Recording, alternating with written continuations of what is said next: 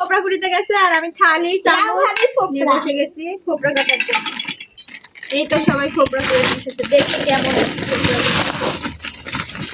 বাহ অনেক সুন্দর তো। এখন মানুষ বলে পূজার পরে নাকি এটা ভালো না, নষ্ট। পূজার পরে নাকি খোপরা খাওয়া যায় না, তো খোপরা গুলো দেখি ভালোই আছে।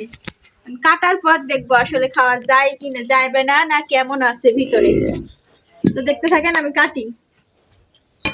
তো বিসমিল্লাহ বলে কাটতে শুরু করে দিলাম।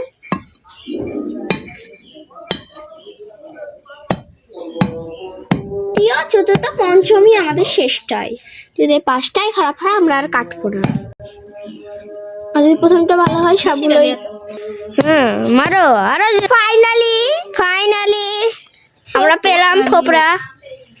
ওয়াও কত সুন্দর। আমরা আশা করি যে অন্যগুলো তো আমরা খুব সুন্দরভাবে এগুলো বের করতে পারবো।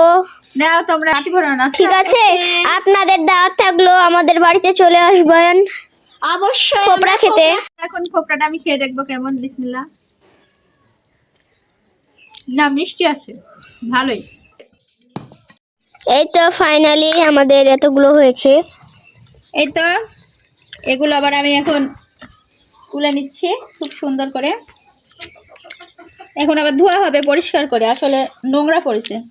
এই তো এটা অন্য ধরনের ফুপড়া, এটা লেল দিয়ে রাখেন। আমাদের কাছে সব ধরনের খোপরা আছে, আপনারা যে ধরনের খোপরা খেতে চান সেই ধরনের কমেন্ট করুন।